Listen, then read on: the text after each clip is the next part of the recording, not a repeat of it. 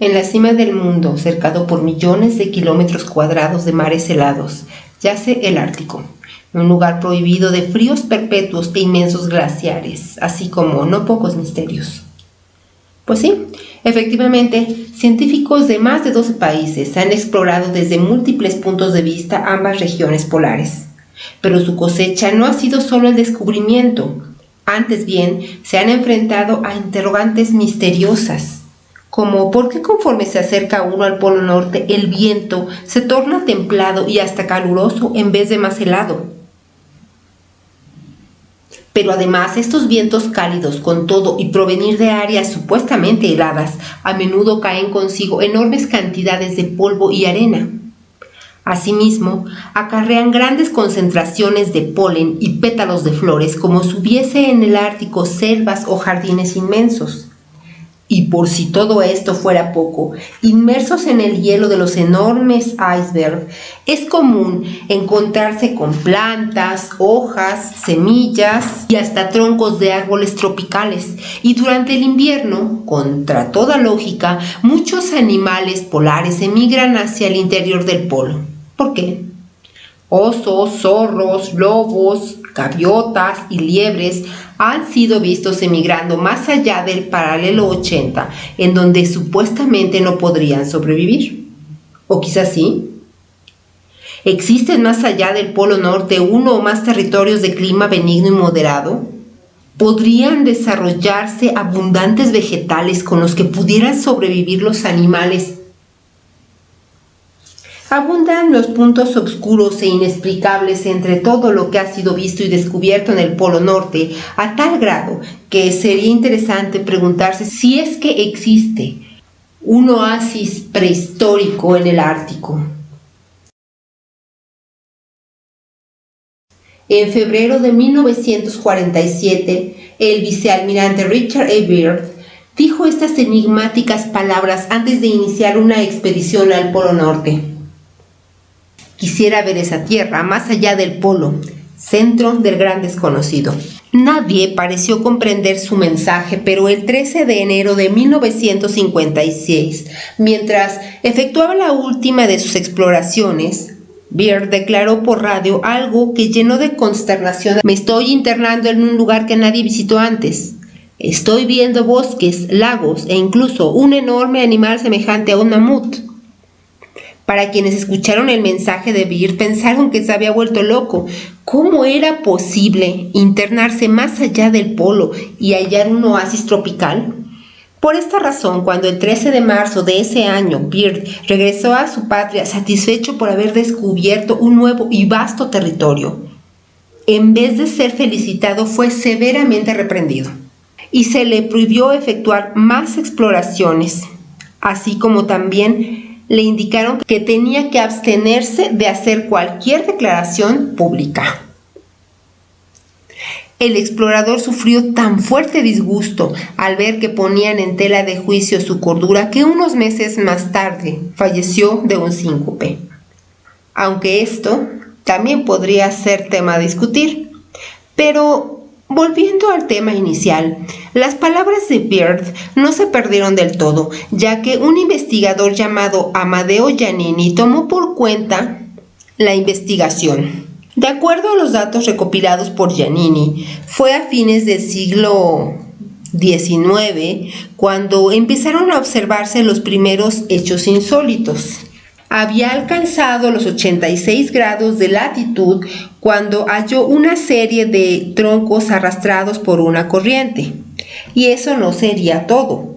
El comandante McClure, que exploraba la tierra de Banks, también halló troncos de árbol, y en la costa oeste de la isla de Spitsberg, el capitán Becchi descubrió a su vez gansos silvestres, viéndolos volar. Por otra parte, las leyes escandinavas mencionan una tierra oculta entre los hielos y los esquimales aseguran a su vez que más al norte existe un lugar maravilloso, lleno de verdor. ¿Y cuál es esa gente y cuál es esa tierra cuya existencia se pretende mantener en secreto?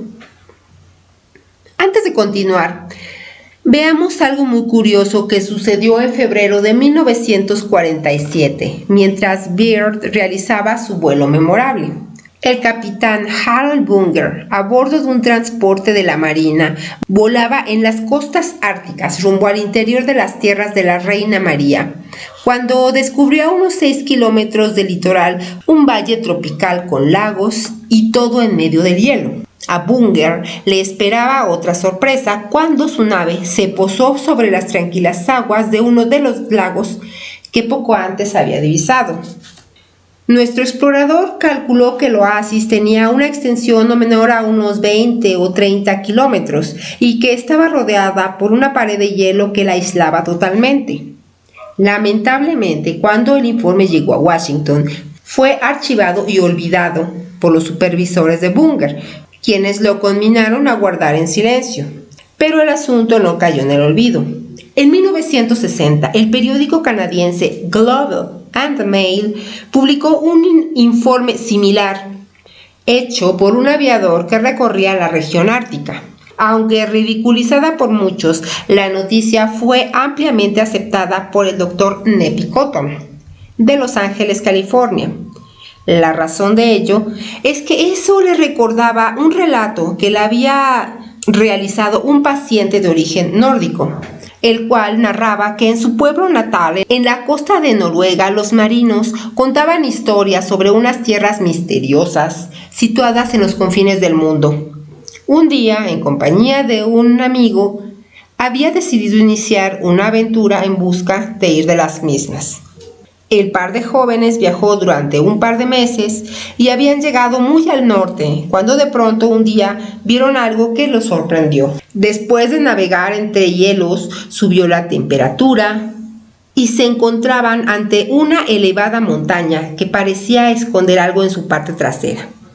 Cuando se acercaron a la montaña, descubrieron un amplio cañón y casi sin darse cuenta, se encontraban navegando por el mismo. En su narración comenta que al desembocar a un lago interior, nos encontrábamos rodeados de grandes praderas y abundante vegetación, y para colmo había animales de gran tamaño. Al llegar a la orilla, unos aborígenes, en todo semejante a nosotros, pero el doble de alto, vinieron a recibirnos dando grandes muestras de afecto. Hablaban una lengua que no entendimos, pero a gestos nos invitaron a acompañarlos, lo cual hicimos sin miedo, pues en ningún momento dieron alguna muestra de hostilidad. Solo parecían sorprendidos de vernos. Pasamos unos días en su aldea, en donde fuimos tratados con una hospitalidad extrema. Probamos todos sus alimentos, particularmente las uvas cultivadas en esa tierra, que eran enormes y muy sabrosas. De acuerdo a su paciente, poco después iniciaban el regreso, llegando a su hogar sanos y salvos. Por mutuo acuerdo, decidieron no divulgar la historia. Y el doctor había sido la excepción porque se ganó la confianza de su. La historia del Dr. Cotton puede parecer inverosímil, pero en lo esencial se asemeja bastante a una aventura similar que daría origen a un intrigante libro, escrito por William G. Emerson y publicado en 1908. Emerson se había basado en los relatos de un viejo conocido, el noruego Olaf Jansen. Siendo ya muy anciano, Jansen le contó la increíble aventura que, siendo joven, cuando tenía 24 años, había vivido en compañía de su padre. Ellos habían decidido iniciar un viaje cuyo fin era alcanzar las tierras de las que hablaban los mitos y leyendas de la región. Así es que emprendieron el viaje, y tiempo más tarde la temperatura comenzó a ascender. Y casi sin darnos cuenta, nos encontrábamos en un lugar maravilloso, con grandes bosques, iluminado por un sol extraño. Seguimos navegando con los remos a ratos. De pronto, vimos en la orilla a unos seres de gran tamaño que parecían tratar de llamar nuestra atención. Al poco rato, nos internamos por un lugar con menos niebla. percatándonos que tenía mucha vegetación, así como animales de gran tamaño que no pudimos identificar. La travesía duró varios meses, pero por fortuna llevábamos suficientes víveres, ya que no nos atrevimos a desembarcar en ese territorio completamente desconocido. Un día, la temperatura comenzó a bajar y aparecieron nuevamente la bruma y los hielos. No sabíamos en dónde nos encontrábamos y si podríamos regresar, pero por fortuna logramos hacerlo, aunque no hubo tiempo para alegrarse, ya que mi padre perdió el equilibrio cayendo al agua para no verlo más. El joven Jansen llegó a casa semanas después, pero pasó 20 años de su vida encerrado por loco, ya que nadie creyó en su historia. Ahora bien, en base a todo lo expuesto, ¿qué conclusiones podemos sacar?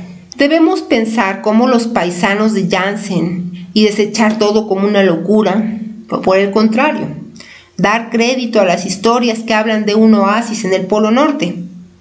En contra de la credibilidad de tales versiones se halla, por ejemplo, el hecho de que ninguna de las numerosas expediciones de estudio organizadas por diversos países haya reportado un hallazgo semejante. ¿O será acaso que tales reportes han sido censurados y acallados por alguna razón poderosa?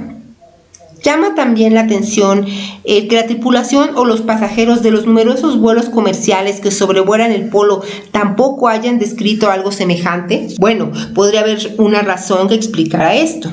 Y se trata de que los pilotos y exploradores afirman sobrevolar el polo, pero investigadores soviéticos han descubierto que el verdadero polo no es un punto, sino una línea circular, y que cualquier lugar de esa circunferencia puede identificarse como el Polo Norte.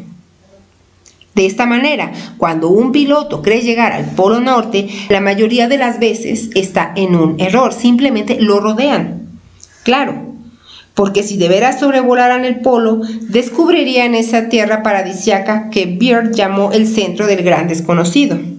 Además, resulta curioso comprobar que la mención de la tierra desconocida en el Ártico no data de unos años atrás, pues los antiguos escritos de China, India y Egipto, así como las leyendas esquimales y escandinavas, mencionan no solo un paraíso más allá del norte, sino que hablan de la raza que la habita, misma que se identifica como una extraña cultura que habitaría bajo tierra.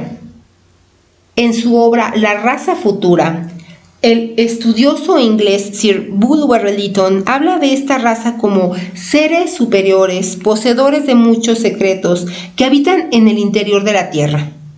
¿Será por esta la razón que los gobiernos tratan de ocultar a toda costa la existencia del oasis polar? Tal vez. Recordemos que Lytton fue un ocultista que tuvo acceso a mucha información que ahora podría considerarse estratégica.